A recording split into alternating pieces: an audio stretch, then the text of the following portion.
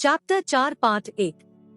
प्राचीन काल में मानसिक उपचार। युगों युगों से हर महाद्वीप, परिवेश और संस्कृति के लोग जानते थे कि कहीं न कहीं पर एक उपचारक शक्ति है जो व्यक्ति की शारीरिक क्षमताओं को दोबारा लौटा सकती है और बीमारी ठीक कर सकती है। वे मानते थे कि यह रहस्यमय शक्ति कुछ विशेष स्थितियों में जागृत की जा सकती है और इसे सही तरीके से जागृत करने पर मानवीय कष्ट कम हो जाता है। सभी देशों का इतिहास इस विश्वास की पुष्टि करता है। दुनिया के शुरुआती इतिहास में मनुष्यों को भले या बुरे के लिए गोपनीय तरीके से प्रभावित करने का ज्ञान, जिसमें बीमारी का उपचार भी शामिल था, पुजारियों और धर्मगुरुओं तक ही सीमित था। यह दावा किया जाता था कि ईश्वर ने उन्हें कुछ विशेष शक्तियां दी हैं, जिनमें उपचारक शक्ति भी शामिल थी।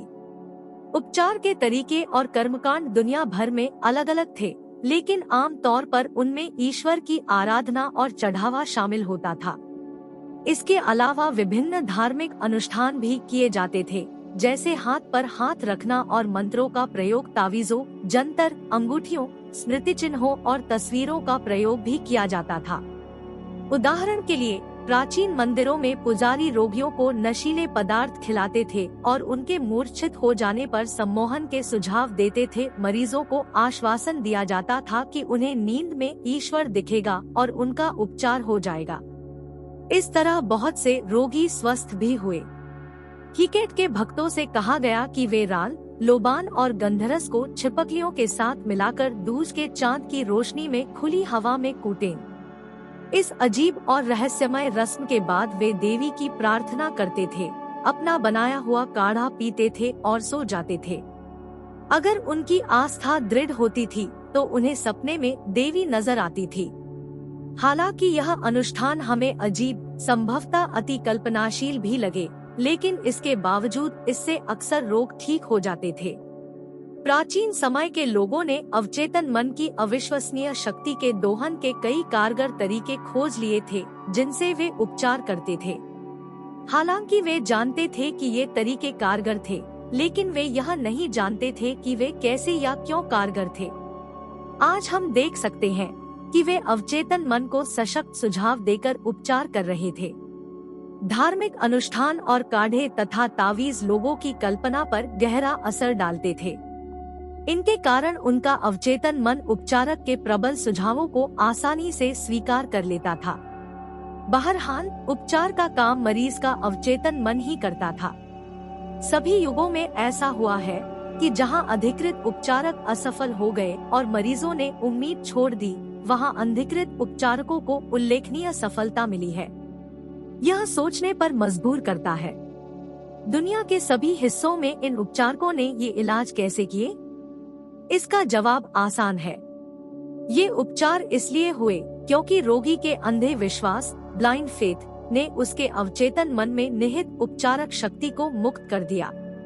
उपचारकों के इलाज और तरीके जितने कल्पनाशील और अजीब होते थे, इस बात की उतनी ही ज्यादा संभावना होती थी कि रोगी यह यकीन कर ले कि इतनी अजीब चीज निश्चित रूप से असाधारण शक्तिशाली होगी। उत्तेजित भावनात्मक अवस्था के कारण उनके लिए चेतन और अवचेतन मन में स्वास्थ्य के सुझाव को स्वीकार करना आसान हो जाता था। इस विषय पर हम अगले अध्याय में और विस्तार से बात करेंगे।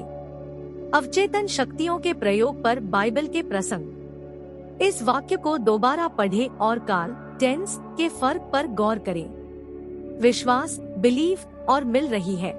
रिसीव वर्तमान काल में है, लेकिन मिल जाएंगी, शैल हैव भविष्य काल में है। प्रेरित लेखक हमें व्याकरण के इस छोटे से अंतर से बहुत ही महत्वपूर्ण बात बता रहा है। अगर हम इस तथ्य को सच मान लेते हैं और स्वीकार कर लेते हैं कि हमारी इच्छा वर्तमान में ही पूरी हो चुकी है, तो यह भविष्य में अवश्य पूरी होगी। इस तकनीक की सफलता इस विश्वास में निहित है कि विचार या तस्वीर मन में वास्तविकता का रूप ले चुकी है। मस्तिष्क के क्षेत्र में किसी चीज को साकार करने के लिए इसे सचमुच मौजूद मानना होगा। ये गूढ़ शब्द विचार की रचनात्मक शक्ति के प्रयोग द्वारा अवचेतन पर अपनी मनचाही चीज की छाप छोड़ने का संक्षिप्त और विशिष्ट तरीका सुझाते हैं। आपका विचार योजना या उद्देश्य अपने स्तर पर उतना ही वास्तविक है जितना कि आपका हाथ या हृदय। बाइबल की इस तकनीक का पालन करने पर आप अपने मन से परिस्थितियों, स्थितियों या किसी भी ऐसी चीज के सारे विचार बिल्कुल खत्म कर देते हैं जिससे नकारात्मक परिणाम मिल सकता हो। आप अपने मन में एक बीज अवधारणा बो रहे हैं जिसे अगर आप ज्यों का त्यों छोड़ दें तो यह हमेशा बाहरी फल में अंकुरित होगा। ईसा मसीह जिस महत्वपूर्ण नींव पर जोर देते थे वह थी आस्था। आप बाइबल में यह बात बार बार पढ़ते हैं, आपकी आस्था के अनुसार आपको दिया जाएगा। अगर आप जमीन में निश्चित प्रकार के बीज बोते हैं तो आप आस्था रखें कि आपको उसी चीज का फल मिलेगा जिसका बीज आपने बोया है। यह बीजों का तरीका है। विकास तथा कृषि के नियमों के आधार पर आप जानते हैं कि आपको बीज का वही फल मिलेगा।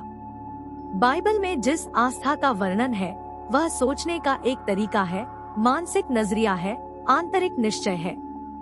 आप जानते हैं कि जिस विचार को आप चेतन मन में पूरी तरह स्वीकार कर लेते हैं वह आपके अवचेतन मन में साकार और प्रकट होगा। आस्था एक तरह से उसे सच मानना है जिसे आपकी तर्क शक्ति और इंद्रियां अस्वीकार करती है। यह अपने छोटे, तार्किक, विश्लेषणात्मक चेतन मन की बात सुनने से इनकार करना है। यह तो अपने अवचेतन मन की आंतरिक शक्ति पर पूरे विश्वास का नजरिया रखना है। दुनिया के विभिन्न धर्मस्थलों में चमत्कार। हर महाद्वीप, हर देश में ऐसे धर्मस्थल हैं जहां रोगियों का उपचार किए जाता है। कुछ दुनिया भर में मशहूर है, बाकी का पता सिर्फ आसपास के लोगों को है। चाहे वे मशहूर हो या न हो, इन धर्मस्थलों पर जो उपचार होता है वह अवचेतन मन की शक्तियों से ही होता है। मैंने जापान के कई मशहूर धर्मस्थलों की यात्रा की है। डाइबट्स का धर्मस्थल दुनिया भर में मशहूर है। इसका मुख्य आकर्षण बुद्ध की कांसे की विशाल प्रतिमा है जो 42 फुट ऊंची है। इसमें बुद्ध हाथ बांधे बैठे हैं और उनका सिर गहन चिंतन के आनंद की मुद्रा में झुका है। यहाँ मैंने देखा कि युवा और प्रौढ़ मूर्ति के पैरों पर चढ़ावा चढ़ा रहे थे। पैसे, फल, चावल और संतरे चढ़ाए जा रहे थे। मोमबत्तियां जलाई जा रही थी, अगरबत्तियां जलाई जा रही थी और मनौतियां की जा रही थी। मैंने एक युवा लड़की की प्रार्थना सुनी जिसने नीचे झुककर 2 संतरे चढ़ा दिए। वह बुद्ध को अपनी आवाज लौटाने के लिए धन्यवाद दे रही थी।